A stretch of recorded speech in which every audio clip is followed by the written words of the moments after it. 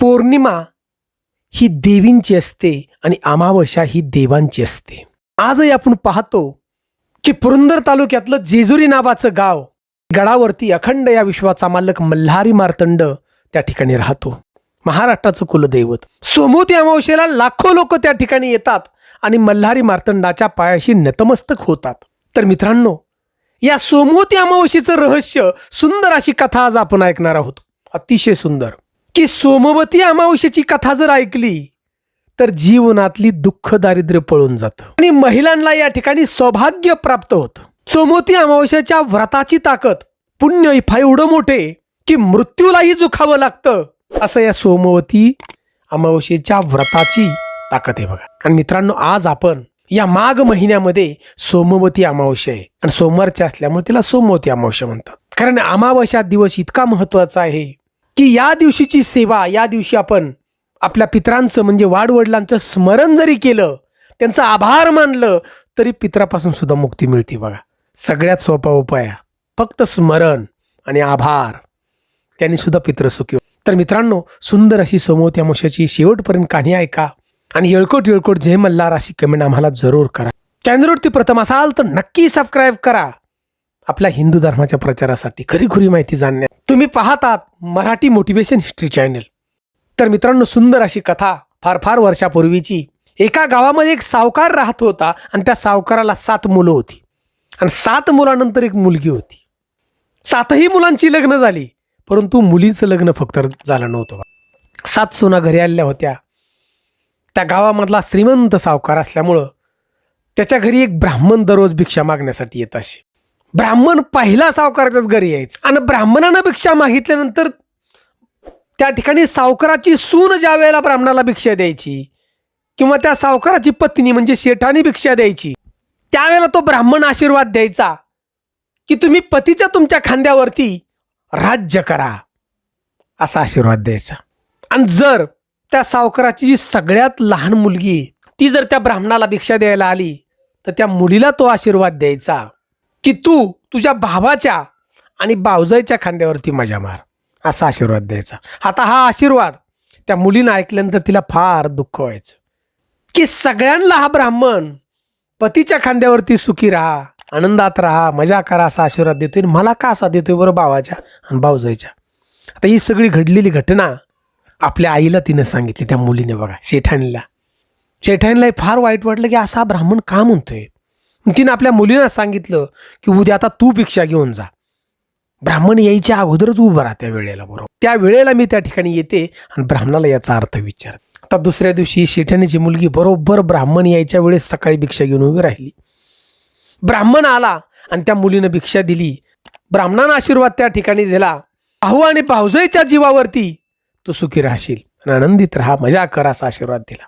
आता आशीर्वाद जसा ऐकला, मुलीची आई त्या ठिकाणी आली आणि ब्राह्मणाला विचारलं, अहो ब्राह्मण काका, माझ्या सुना ज्या वेळेला तुम्हाला भिक्षा देतात, मी भिक्षा देते, त्यावेळेला तुम्ही आम्हाला आशीर्वाद देता की पतीच्या खांद्यावरती जीवन जगा, मजा करा आशीर्वाद देता, आणि माझ्या मुलीला तुम्ही का बरं असा आशीर्वाद देताय की भावजाईच्या खांद्यावरती, भावाच्या खांद्यावरती राहून मजा करा, असा का आशीर्वाद देत. ब्राह्मणानं त्या ठिकाणी शांतपणे सांगितलं, अहो शेठानी, तुमची जी मुलगी आहे तिच्या नशिबात पतीच नाही, म्हणजे तिचं लग्न जरी झालं तर तिचा पती लग्नातच मारणार, तो लग्न मंडपात.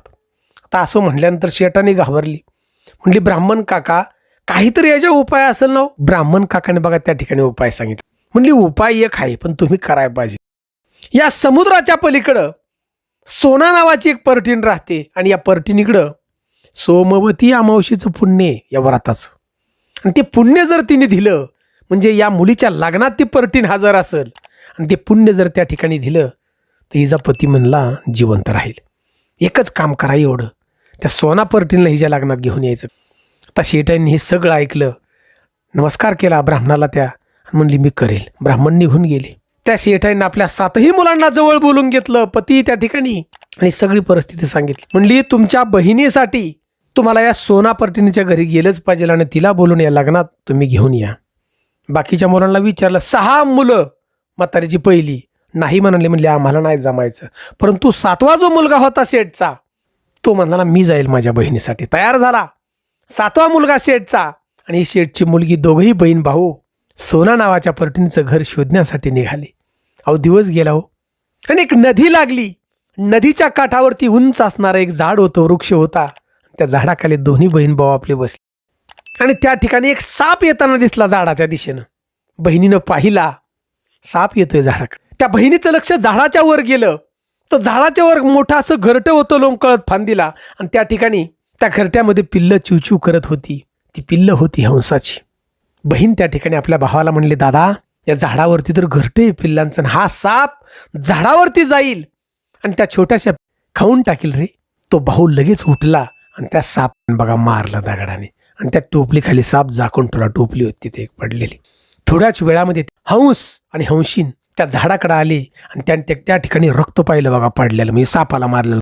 त्या हंस आणि हंशीनला वाटलं की या दोघांनी आमच्या पिल्लांना मारले आणि त्यांचं रक्त पडले, आणि मग त्यामुळे हंस आणि हंशीन दोघेही टोच मारू लागले बघा.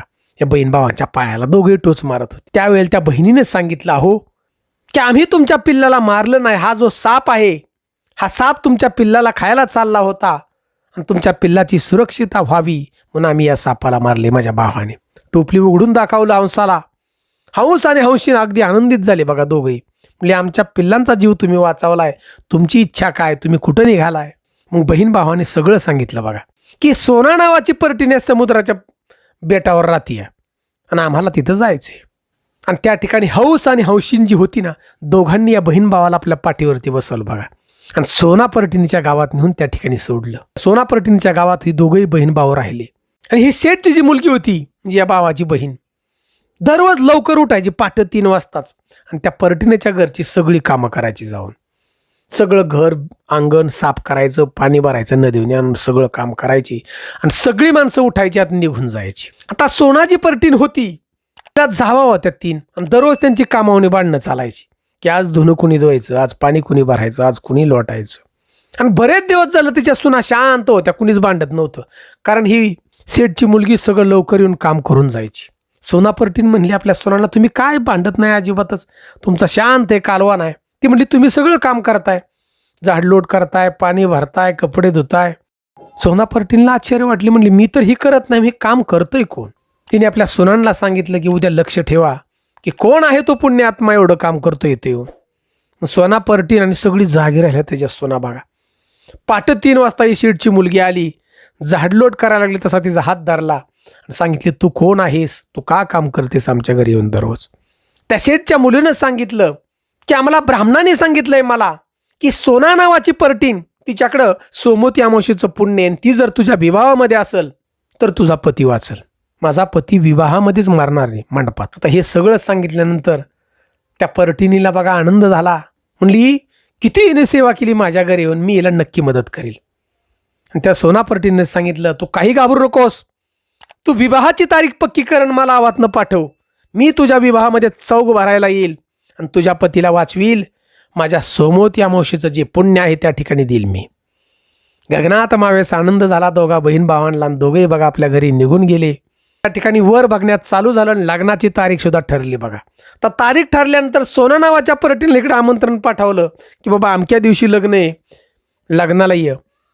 आता शेठचं लग्न म्हणल्यावर गावात जोरात लग्न विवाह सोहळा होता, आणि सोना पर्टीन दिलेलं वचन पाळाय त्या ठिकाणी आली बघा. चौक भरला सोना पर्टीनहून लग्नात. विवाह त्या ठिकाणी झाला, आणि ज्यावेळेला 7 फेऱ्या मारतात त्यावेळेला त्या ठिकाणी एक साप आला आणि शेठच्या जावयाला सापायानं दंश केला बघा. तिथंच मंडपात नवरदेव खाली पडले. परंतु सोना नावाची पर्टीन, तिच्याकडे होतं सोमवती अमावस्येचं पुण्यव्रताचं. पाणी घेतलं, संकल्प केला, आणि ते पाणी त्या नवरदेवाच्या तोंडात सोडलं बघा. पाणी दिलं म्हणजे पियाला. आणि काय चमत्कार, भगवान शिवशंकराच्या ताकदीनं हा शेठचा जावई बघा उठून बसला, जिवंत झाला, आणि सौभाग्य त्या ठिकाणी या शेठच्या मुलीला मिळालं बघा. एवढं मोठं रहस्य या सोमवती अमावस्येचं आहे बघा. सोमवती अमावस्या ही भगवान शिवशंकराची, लक्षात घ्या. सोमवती अमावस्येचं व्रत हे फार महत्वाचं आहे बघा. विचार करा, काळालाही थांबवलं त्या ठिकाणी या अमावस्येच्या व्रतानं. म्हणून मित्रांनो लक्षात घ्या, सोमवती अमावस्येच्या दिवशी लवकर उठावं, स्नान करावं, भगवान शिवशंकराचं स्मरण करायचं, आणि याच्यानंतर आपल्या पूर्वजांचं स्मरण करायचं.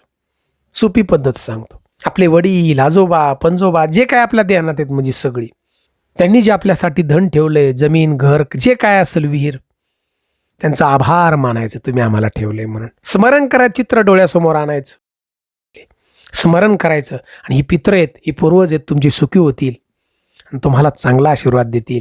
तुमचा जो संसार आहे सुखानं चालेल, बरकत येईल तुमच्या संसारात. लक्षात घ्या, पित्र ज्या वेळेला सुखी असतात, आनंदात असतात, त्यावेळेला बरकत येते. मित्रांनो, हे सोमवती अमावस्येचं रहस्य आहे बघा. तुम्ही नारळ फोडा प्रत्येक अमावस्येला, आजूबाजूची सगळी नकारात्मक शक्ती निघून जाईल, पितरांचा आशीर्वाद राहील. या व्हिडिओच्या माध्यमातून सांगतो. सुंदर अशी अमावस्येची कथा आवडली असेल तर येळकोट येळकोट जय मल्हार आम्हाला कमेंट जरूर करा. जय हिंद, जय महाराष्ट्र.